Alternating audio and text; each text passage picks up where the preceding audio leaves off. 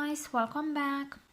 In today's video I'm going to talk about Fusarium wilt on orchids, and I want to share absolutely all the information that I have about Fusarium. Okay, so before I start this video, I just wanted to let you know that I have written a book about Fusarium and I entered in a lot more details there, especially about the chemical controls for Fusarium. So if any of you want to know more about Fusarium than the information that I have managed to gather in this video, please visit the description of this video and you can buy that book. It's very cheap, it's around $7, so anyone can afford it, and that will be a great help for me and also for you, because there are a lot of substances and it's always helpful to have all the information.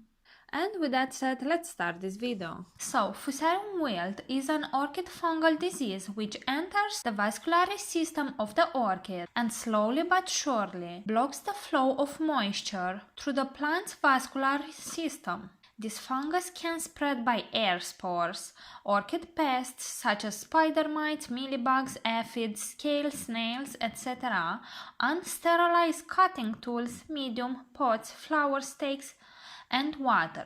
My experience has taught me that mostly it is spreading like hell through unsterilized cutting tools and by sharing water.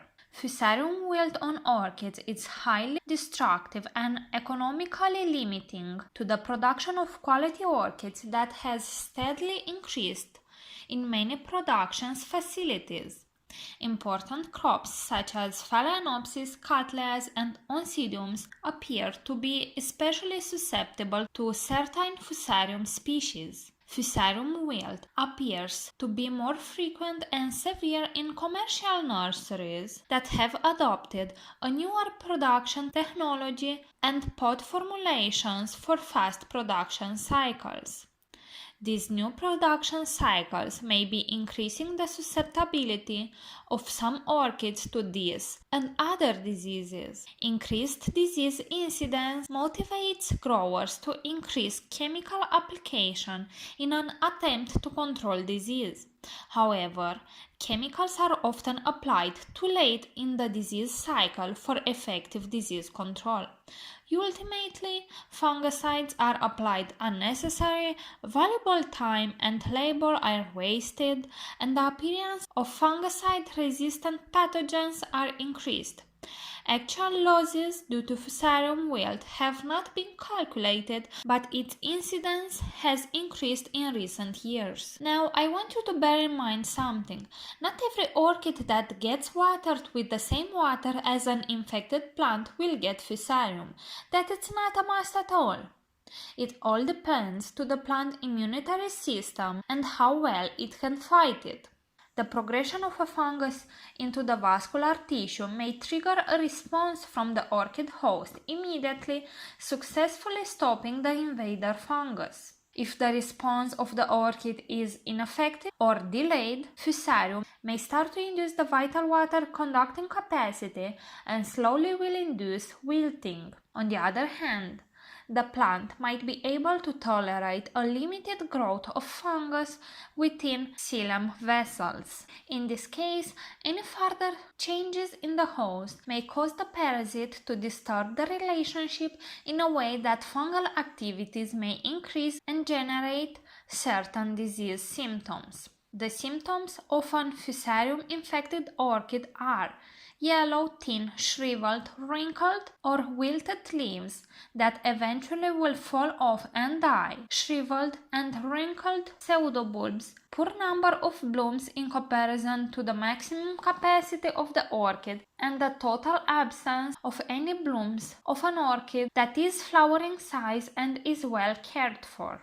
The diagnostic of an orchid is a circle or a band of purple or pinkish-purple discoloration of the outer layers on the rhizome or stem, evident when it is cut. If the disease is extensive, the entire stem or rhizome may turn purple and the discoloration may extend to the pseudobulbs. Severely infected plants may die in 3 to 9 weeks, while mildly infected plants gradually decline over a year or even more. Although the disease appears to be more prevalent on Phalaenopsis, the problem has been noted on other types of orchids such as Cattleya and Oncidium. Fusarium wilt is typically a bottom-up disease in orchids. Infection occurs through the root zone or stem wounding, and the disease progresses into the vascular tissue of the rhizome, stem, and pseudobulbs. A brown or black rot can extend into the pseudobulbs, which explain why so many Cattleyas that I purchased from Orchids and More died from a very weird rhizome rot. Now let's talk a little bit about the biology of Fusarium. The causal agent of Fusarium wilt is Fusarium oxysporum. However, some experts have found that Fusarium solani is associated with the disease and capable of causing wilt symptoms. Observation by growers have suggested that the onset of symptoms may be correlated with heat stress, high humidity, and heavy fertilization. However, both infection types are characterized by a significant loss of viable roots. Fusarium wilt commonly results in the death of the plant, and losses often exceed 50%. Symptoms on orchids appear primarily during the heat of the summer and are greatest on young plants that have been transplanted from either culture flask, community pots, or 2-inch pots. Heat stress, transplanting shock, wounding, and heavy fertilization predispose the plant to be more susceptible to infection. The disease remains a serious problem until the weather cools. However, it is important to note that the time of infection and the window of use for chemicals and biological disease control efforts may have been weeks or months prior to the onset of symptoms. Now, one of the most important subjects of this video is the management of Fusarium. Now, the most effective control for Fusarium disease has historically been through development of crops with host resistance. However, there is no information on Fusarium-resistant cultivars in orchids. Additionally, Fusarium diseases of ornamental plants are particularly difficult to control. Management of Fusarium wilt is complicated by a number of factors. Inoculum is spread on transplants, pots, and in soil mixes. Fungus gnats, wind, and irrigation water can also transport the pathogens. Orchid studies indicate that the new Fusarium infections are often misdiagnosed as black rot caused by Phytophthora and therefore go unchecked due to the use of ineffective fungicides. Early in its cycle, Fusarium is readily wind dispersed throughout the greenhouse when the fungus produces small single-celled spores called microconidia. Later in the infection cycle, the pathogen is spread by irrigation water, fungus gnats, contaminated soil mixes, and other equipment when the fungus produces multicelled spores called macroconidia. Growers can also manage the disease by a routine inspection of stock plants for disease symptoms and for the production of new roots with green tips. The proper management of irrigation water pH may help reduce the infection.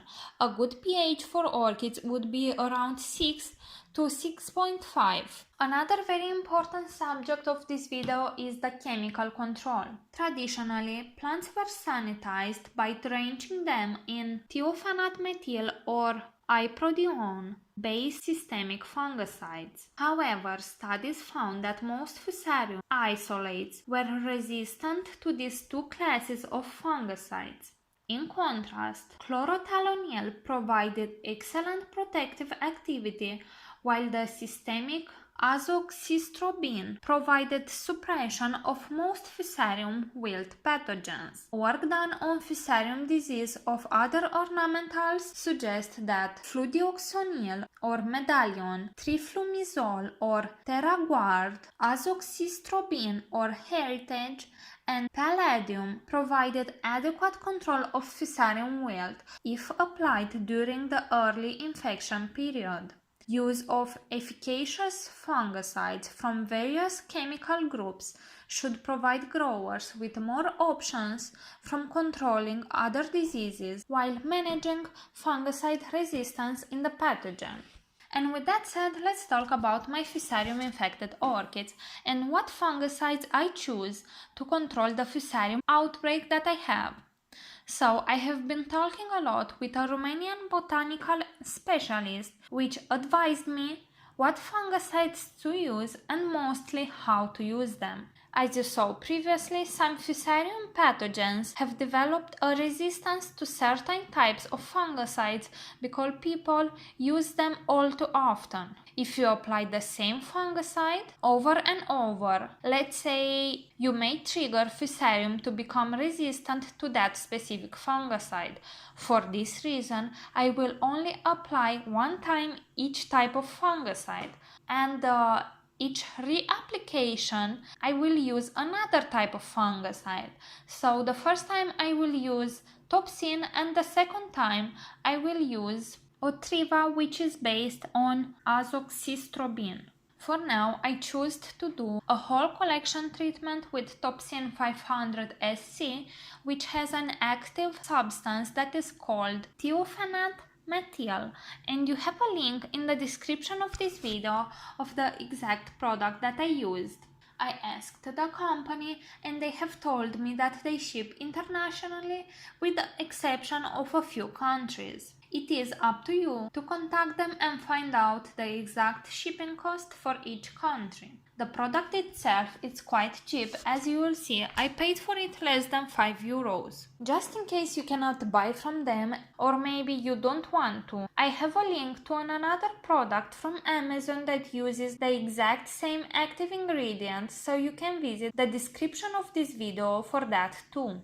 For the orchids that are already infected with Fusarium, I will apply 2 or 3 times a fungicide once every 7 to 10 days. Let's say 7 days in the warmer months and 10 days in the colder months. You will see clear signs of health on your orchids when you will have no wrinkly pseudobulbs or leaves, growing root tips, and flower spikes with good bloom count.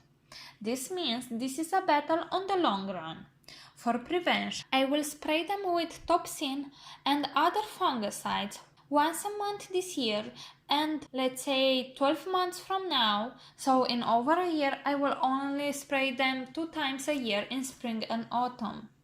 The dosage for Topsin 500 SC is 1 ml per each liter of water. With this solution, I sprayed everything: leaves, flower spikes, pots, trays, but most importantly, I made sure that each orchid is absolutely soaked in this fungicide. Don't even think to reuse the substance with every single plant, because you may spread other types of infections, bacteria, and so on. You already know that it is not good to share water between your orchids. As this is not especially designed for orchids but rather for ornamental plants in general and edible plants, I was a bit afraid of the possible side effects that this may have on my orchids. So I chose to do a test first. I sprayed it on a Phalaenopsis, on 1 Cattleya and 1 Oncidium. 3 days later and they looked good, no bad sign, no burnt roots, nothing. So then I decided to spray it on all my Masdevallias, Miltoniopsis, Oncidiums, Cymbidiums and Dendrobiums. They are all okay. As you all know, from May to October I grow all my orchids in my garden, so as I will move my Cattleyas outdoors, I will do this treatment for them too, followed closely by my Phalaenopsis. I need warmer temperatures for them. I am not 100% sure that this fungicide will work, as it all depends on each individual orchid and how it reacts to it. after, let's say, 2 years, if I will still see that doing this treatment I will still have sick plants that do not recover, I will just throw them in the bin. Also, the active ingredient of Topsin has been used so many times by nurseries that Fusarium may have developed a resistance to it. For this reason, I will alternate my curative and preventive fungicides with Otriva 250 SC, which has the active ingredient azoxystrobin. This is supposed to be a bit more effective in the fight of Fusarium. For the Romanian company that sells this product and the Amazon correspondent to it, you have links in the description of this video too, so do check the description of this video because I have very valuable information for you there. Now I want you to be careful about this. You need to alternate each time the fungicide you use. I will never apply 2 times, right one after the other, the same fungicide. Otherwise, you will cause Fusarium to become resistant to it. Also, you need to make sure you follow the instructions on the label. Although at least Topsin, which is the only one that I have used so far, did not smell at all, the vapors are highly toxic, meaning you will need to use high gloves, mask, and if possible even glasses. Now let's discuss what will be my prevention after this. I will be vigilant in disinfecting growing areas and cutting tools. Each time the cutting tool contacts infected tissue, I will sterilize before making a second cut my cutting tool. Prevention is a simple matter of following proper hygiene. Each new orchid that will enter to my collection will have a separate place from the other and will be treated as an infected plant, meaning it will be 3 times sprayed with fungicide. After maximum 30 days, any Fusarium spores should be killed and any other types of pests should be spotted and also killed. I also want to make sure that you understand the high danger of pests in your growing room. Any fungus gnats, spider mites, and all sorts of pests will transfer the disease from an orchid to another. You need to take control of that too. You have on this video also other active ingredients that are effective to Fusarium, and also I will put them in the description of this video. I won't even bother trying to pronounce them because they are quite weird. Anyway, so I will do each month a preventive treatment for spider mites because I want to make sure I don't have those things anymore in my collection because those can transfer disease from one orchid to another too. And with that being said, I think I have covered all I know about Fusarium and I truly hope this will help you fight and kill Fusarium as it did for me. If this is the first time you are watching a video on my channel, I hope you will subscribe to it so you can stay up to date with all my orchid videos. Thank you for watching. I'll see you all next time. Bye!